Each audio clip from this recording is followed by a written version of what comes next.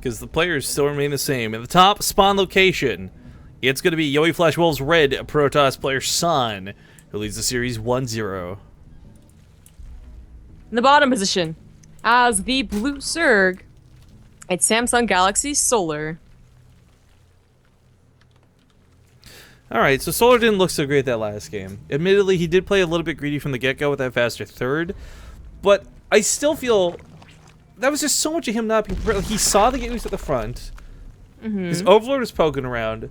You're playing against San in the first place. There's just no way he didn't know that there was an attack coming.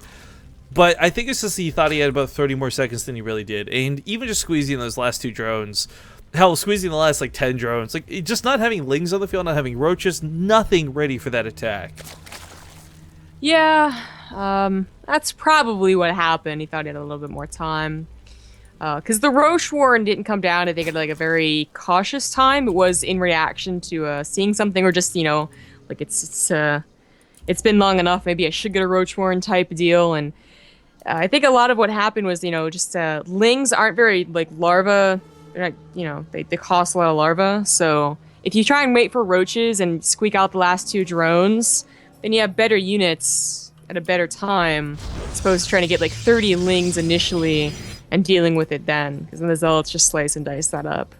We have Solar doing something pretty interesting here. It is Van Eye, and we see this from other players, sure. Snoot does it, Cat does it. But a gold base being taken. Wonderful to take the other gold base too. Yeah, this is actually, you know, more so than anyone else that you just referenced. We saw No Regret go for this every single time we saw him in the WCS America qualifiers, but I feel like this is kind of a gimmick move out of Solar. Maybe he gets away with it, maybe he doesn't, but it's going to be really hard for San to punish if Solar does get away with it.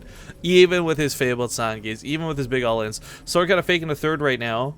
And fairly important he does this as well. Maybe not a fake. Well, it's more like a fake to San, though, because for San's sake, you know, he sees this, he assumes is the natural. Nope. Yeah, he is going to bother to check. One of the best things that can happen for the Zerg players, they just don't bother. They're like, oh, okay, it's a 3-hatch-4 pool. Like, oh, you got me, that sucks, but let me just play the game. And, well, it's actually a 3-hatch gold before pool. And unfortunately, this drone scout's going to give it... Well, I mean, it was going to give it away anyways, yeah. But I mean, like, the drone scout, like, seals the deal, like, okay, what are these guys up to? Yeah, yeah. But unfortunately, it's way too late for Sana to like a forge and get away with that, you know? Like, there's no ways he's really going to tear this down unless he really does attack it. You know, there's not any harassment he can do that'll actually punish it right now, so... Subextra does finish up, and we'll see what he chooses. Maybe he'll go for another Oracle. It seems to be a common response to a gold base. Is actually just to kind of play normal, in fact. Try just to win your way through the storm. Yeah, I can't say that I'm too favoring that, just out of what we've seen for games, but... You know, the other thing about this map, the map itself, too, is so good for Zerg in mid-late game. Like, if San doesn't win this early like he did last game, there's a pretty good chance Solar actually does snowball off this gold pretty hardcore. But his greed in the early game, we'll see if it pays off, because it was greed in the early game last game that got him killed. Yeah, that's true. There are 2 different ways you can play a gold base on any map, and, you know, it's macro or it's aggressive, so you can either use the macro, get up to 50, 55 drones, and really be at, like, you know, a bit more with the gold economy boosting it, and just be a really good defensive position, go into your tech, whatever you want. Or you can get up to, like, 45 drones and attack, because you still have a pretty good economy. Again, it kind of boosts past that. But on Van Eye, I mean, that attack would only lead to the denial of a third, right? You're not really going to be able to break the natural, as it's only 1 ramp. But breaking a third is usually what it's about anyways. Well, this is, still, I'm just questioning, like, if this is going to even hurt. I feel like... Oracle? Yeah, I mean, the Spore Claws are coming down, the Queens are at the bases. It should be so difficult for him to really get kills off of that. I mean, there's going to be wiggle room around the edges. You'll kill 1 or 2 drones for sure, but I mean, Solar, his income right now is just looking fantastic. Yeah, certainly is. Alright, up to 43 drones, getting everything they need. So the Spore Crawlers are an investment, but less so because he has such a nice economy. The Roach Warren and the kind of quick lair. I mean, it's, you know, quicker than some. Getting the gases here does look like he's going to go for a long-term plan. Really, hoping to be able to mine this out. Yeah, and I just really, again, want to stress fast, guys, before the game even gets too far underway. This is the winner's match, so if Solar loses this, he's not out. If San ends up losing this in Game 3, he's also not out. It is the loser's match. I think we got 2 finals matches to cast after this, and I think that's the rest of our schedule for today. Yes, that's true. Yeah, so either way, still more StarCraft ahead of us, but just, again, reminding everybody, it's the winner's match. Because this was, again, broadcast in a bit of a different format than usual, but it's still the same concept of a simple group. You know, best of 3, winners, losers, finals. Yeah, I know we talked about the schedule, and that's what I was like. I don't know why they predicted 10 hours. You know, I understand like ballparking a little ahead as opposed to behind what it should be, but that's quite severe. I don't know what they were thinking. To be honest with you, I'd rather have extra time than not enough time. Right, but like 4 extra hours is quite the long I still would rather generous estimation. I would still rather take that over them telling me it'd be 2 hours shorter than it ends up being, or an hour shorter, or whatever. Yeah, of course. I guess like if they're thinking like an hour for each series, which kind of happened yesterday, it took 4 hours for or 3.5 hours for 4 matches. Then okay, that makes sense, but not really going that way. Ooh, a very very quick hive. 9 minutes. This is a little bit funky to see. There's a Void Ray follow-up to this on the Sun side of the map, and I mean Void Rays, if it is a hive and it's ultras or it's Beard Lords, like whatever, cool. Void Rays are pretty good, but I'm pretty sure this is just one Void Ray to clear out Overlords and possibly deal with like a Roach all in. So this actually did get canceled. No, it actually finished up. Where is it? Here we go.